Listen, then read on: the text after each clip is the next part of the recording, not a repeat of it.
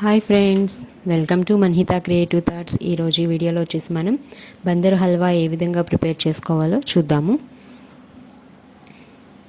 నేను ఇక్కడ ఒక బౌల్ గోధుమ పిండి తీసుకున్నానండి.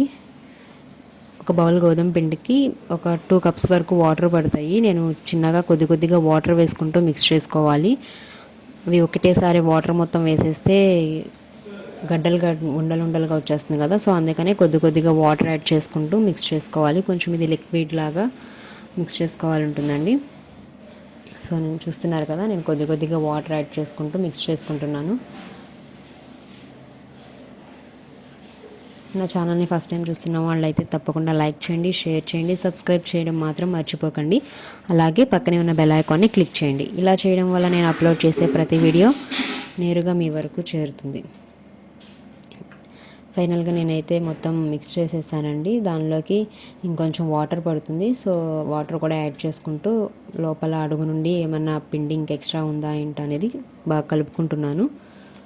సో వీడియోలో చూపిస్తున్న విధంగా మీరు కూడా కలుపుకోండి.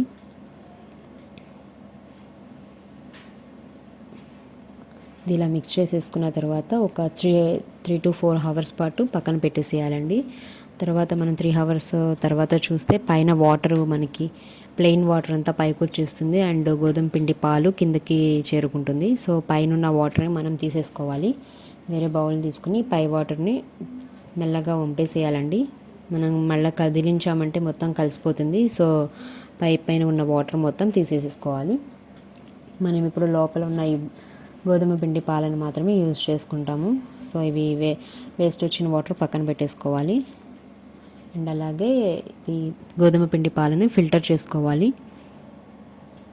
ఇవి ఫిల్టర్ చేసేటప్పుడు కొంచెం ఫిల్టర్ అవ్వట్లేదు అనుకుంటే వాటర్ యాడ్ చేసుకుంటే ఫిల్టర్ చేసుకోవచ్చు. ఇదైతే ఫిల్టర్ చేయవచ్చిన వేస్ట్ అండి. అండ్ అలాగే ఇవి ఫిల్టర్ చేసిన గోధుమ పిండి పాలు. వీటిని కూడా ఒక 1/2 అవర్ పక్కన పెట్టిన తర్వాత ఇంకొద్దిగా వాటర్ అయితే పైకి వచ్చినాయి. సో అవి కూడా నేను పక్కకు తీసేస్తున్నానండి వాటర్. ఎందుకంటే నేను ఫిల్టర్ చేసేటప్పుడు కొద్దిగా వాటర్ యాడ్ చేసుకుంటూ ఫిల్టర్ చేశాను, అది దిగట్లేదని చెప్పేసి. సో అందుకే పైకి వాటర్ వచ్చింది. ఇవి ఫైనల్గా గోధుమ పిండి పాలండి. చూస్తున్నారు కదా, ఇలా చక్కగా వాటర్ లాగా వస్తాయి పాలు.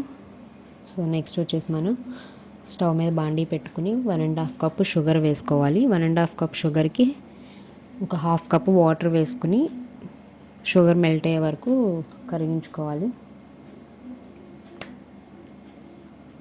1/2 కప్పు వాటర్ వేసుకుని కలుపుకుంటూ షుగర్ కరిగే వరకు కలుపుకోవాలండి.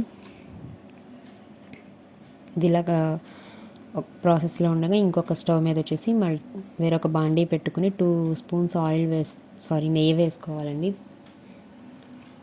నెయ్యి వేసుకున్న తర్వాత దానిలోకి సన్నగా తరిగి పెట్టుకున్న జీడిపప్పు వేసుకుని ఫ్రై చేసుకోవాలి. కొంచెం గోల్డెన్ కలర్లోకి ఫ్రై అయితే సరిపోతుంది. లేదు ఫ్రై చేయకుండా వేసుకోవాలనుకున్నా వేసుకోవచ్చండి. బట్ నేతిలో వేయిస్తే టేస్ట్ బాగుంటుంది కదా. సో అందుకే ఫ్రై చేసుకుంటున్నాను నేతిలో. షుగర్ కూడా కరుగుతుందండి. దీన్ని కలుపుకుంటూ ఉండాలి, లేదంటే షుగర్ త్వరగా కరగదు. సో ఇవైతే ఫ్రై అయిపోయినాయండి. జీడిపప్పు వచ్చేసి నేను ప్లేట్లోకి తీసేసుకుంటున్నాను.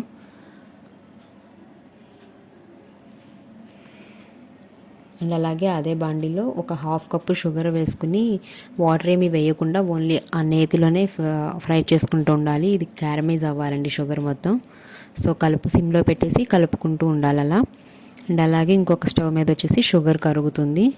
సో ఇది షుగర్ మొత్తం కరిగిన తర్వాత దీనిలోకి మనం ప్రిపేర్ చేసి పెట్టుకున్న గోధుమ పిండి పాలని కొంచెం యాడ్ చేసుకుంటూ కలుపుకోవాలి. ఉండలు కట్టకుండా కలుపుకోవాలండి. ప్రాసెస్ అంతా కూడా సిమ్లో పెట్టి చేసుకోవాలి. చూసారు కదా, ఇలా కలుపుకుంటూనే ఉండాలి. ఇది కూడా మెల్ట్ అవుతుందండి, షుగరు క్యారమైజ్ అవుతుంది. ఇది కూడా కొంచెం చిక్కగా అయిపోతుంది. గోధుమ పిండి పాలు వేసాం కదా మనం షుగర్ పాకంలో, అది కూడా కొంచెం చిక్కగా అవుతుంది. చూసారు కదా, కలుపుకుంటూ ఉండాలి. ఇది అయిపోయిందండి, షుగర్ క్యారమైజ్ అయిపోయింది. ఇప్పుడు దాన్ని గోధుమ పిండి అది ప్రిపేర్ చేసుకునే దానిలో హల్వాలో వేసి మిక్స్ చేసుకోవాలండి. సిమ్లో పెట్టి చేసుకోవాలండి, లేదంటే హల్వా మాడిపోతుంది, టేస్ట్ కూడా బాగోదు, ఫ్లేవర్ మారిపోతుంది. సో సిమ్లో పెట్టి ప్రాసెస్ మొత్తం సిమ్లోనే చేయాలి. కొంచెం టైం అయితే తీసుకుంటుందండి, ఒక 1/2 అవర్ పైనే టైం పడుతుంది.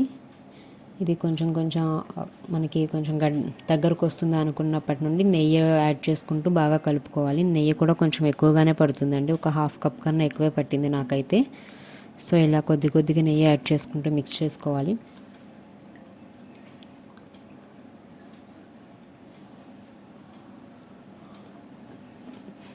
ఇక్కడ చూపిస్తున్న విధంగా నెయ్యి కొద్ది కొద్దిగా యాడ్ చేసుకోవాలండి. అది నెయ్యి యాడ్ చేసిన తర్వాత దానికి సరిపడినంత నెయ్యి యాడ్ అయిపోయిన తర్వాత అది దగ్గరకు వచ్చేసినాక నెయ్యి సపరేట్ అయిపోతుందండి మనకి. ఇలా హల్వా కూడా ప్యాన్కి అంటుకోకుండా సపరేట్ అయిపోతుంది. సో అప్పుడు మనం ఫ్రై చేసి పెట్టుకున్న జీడిపప్పు అండ్ అలాగే ఇలాచీ పౌడర్ వేసుకుని మిక్స్ చేసుకోవాలండి బాగా కలిసేలాగా. ఇది ప్రిపేర్ అయిపోయిందండి.